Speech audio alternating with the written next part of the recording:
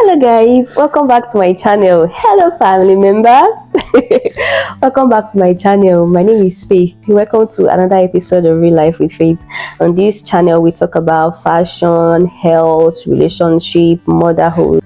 If that's something that interests you, I would love you to pause this video and give this channel some love by subscribing to our channel and turn on your notification bell so that you will be the first to know whenever there's a new video. And to my subscribers, thank you for trusting this girl with your time and your data. Yes, data is very important right now, so thank you for trusting me. I love you. You're the reason why I'm here. Now let's go into the topic for today. Real questions to ask when entering into relationship. Serious questions to ask when entering into relationship.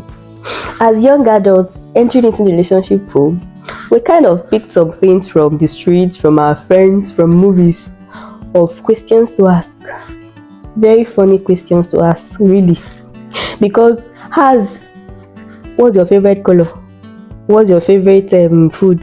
What's your favorite this and that? What's your favorite corn? Going to help your relationship. Very funny ones, but I don't blame them. I think it's what they also know. So today we are going to actually go into real questions to actually ask that will help you get to know this person. Questions that will actually get you to know this person beyond the surface level. Okay, one of them is top of my chart. Number one, what is your spiritual level, spiritual intimacy with God? What is your spiritual preference? Are you a Christian? Are you a Muslim? Because some people cannot marry outside their religion. I'm not even going to talk about whether that is good or bad today. That is their personal preference. So you need to know. You can't be dating someone and then you don't know how their relationship is with God. And it's not surface level relationship. Do you really know this God you claim to serve?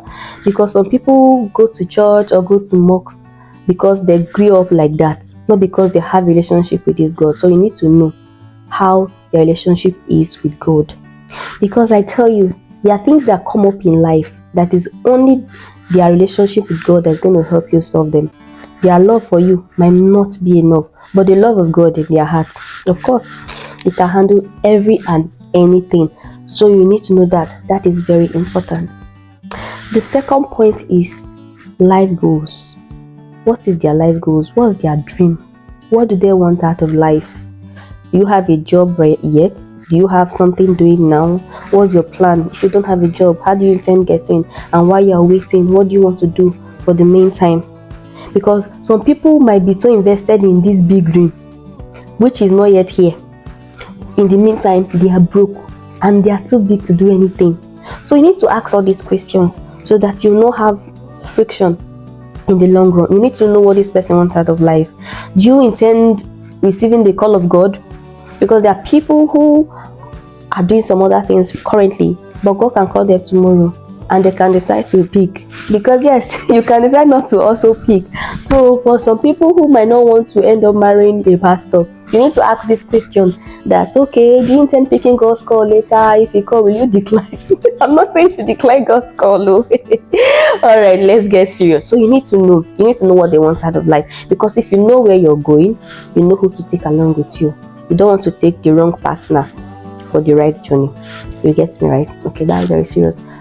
Another point that is very important is 1 minute of silence. Because I want you to actually take these points in.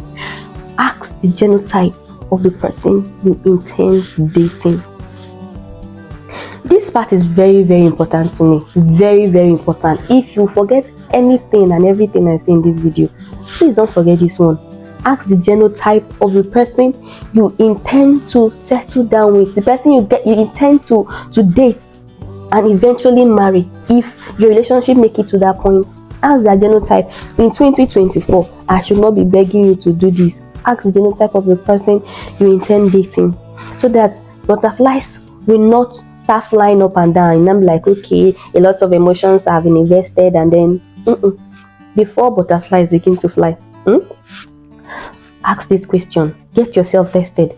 If you don't know your genotype, get to know your genotype today and ask that person you're dating or you're trying to get to know their genotype, so that you will not get to the point of planning for a wedding or planning for your marriage, and then you have to go your separate ways and people are hurt and all of that. So you need to know. Ask your genotype, very important, so that you not bring children to this world that will suffer for your decisions. Okay, so ask your genotype. Another very important thing to ask your partner is, this relationship is till when? How long are we getting to know each other? Getting to know each other is how long? Is it 10 years? Okay, I don't know what you are doing for 10 years when you are not studying medicine, but you need to know. And please don't take answers like, let's see how it goes. It leaves room for assumption, and assumption is the lowest form of knowledge, because tomorrow this person can come out and say, I did not promise you anything, and you cannot hold them to ransom for that. So you need to ask, until when are we looking at? And if that puts your partner under pressure, then you can know that this person is not serious with you, because you're not saying let's get married now, you're not saying let's do something, but you need to know, okay, we're getting to know each other for how long? Is it 2 years? Is it 6 months? Is it 5 years? Let's know. Until when can we actually sit down and be like, okay, after this period of getting to know you, I think I want to get serious, so that you'll not be wasting each other's precious time.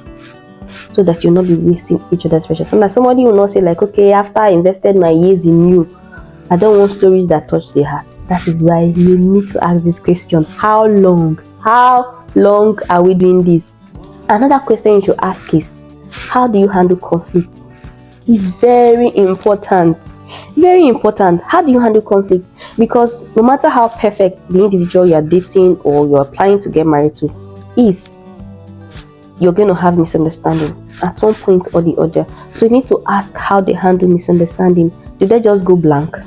Do they leave the house? Do they stop picking your call and all of those things? I saw something online recently. It's social media days, so I'm always seeing something online. A story about how a married woman had a misunderstanding with her husband, and the husband left the house and was not picking her calls, and she was even pregnant, right? She was pregnant and she went into labor, and she called this man and he did not pick up. Imagine going to labor and calling your partner and the person is not picking up just because you had a fight. Someone else had to take this woman to the hospital. Imagine there was no other person to reach out to help her. Imagine he was like the only number on her phone. That is not possible anyway, but let's just imagine, right? So you need to ask this person, how long?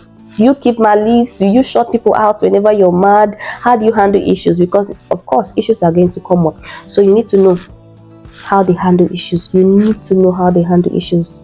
Very important. Another thing is finances. You need to ask. You need to ask finances. So especially if you plan on ending up with this person, you need to ask. He has a relationship with money.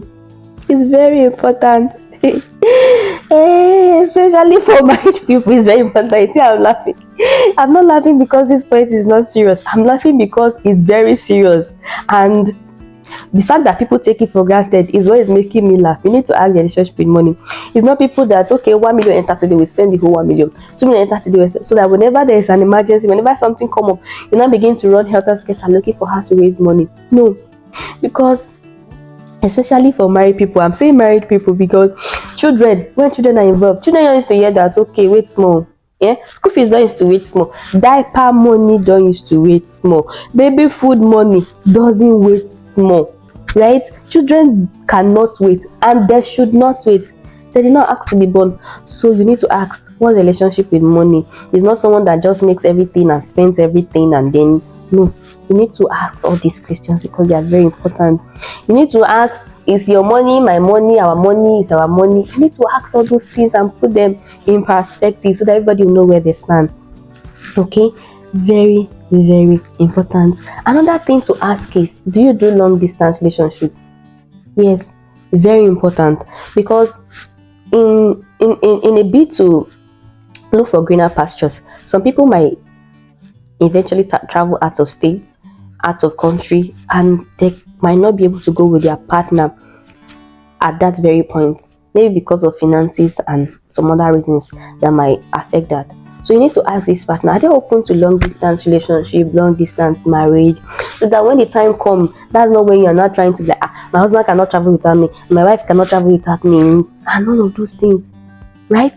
So you need to ask this question so you get to know this person. And after all this is said and done, you cannot go ahead to ask of favorite color and if they want their corn roasted or boiled. Okay, that's all for today, guys. That's all for today, guys. And until next time, stay blessed. I love you. Thanks for stopping by.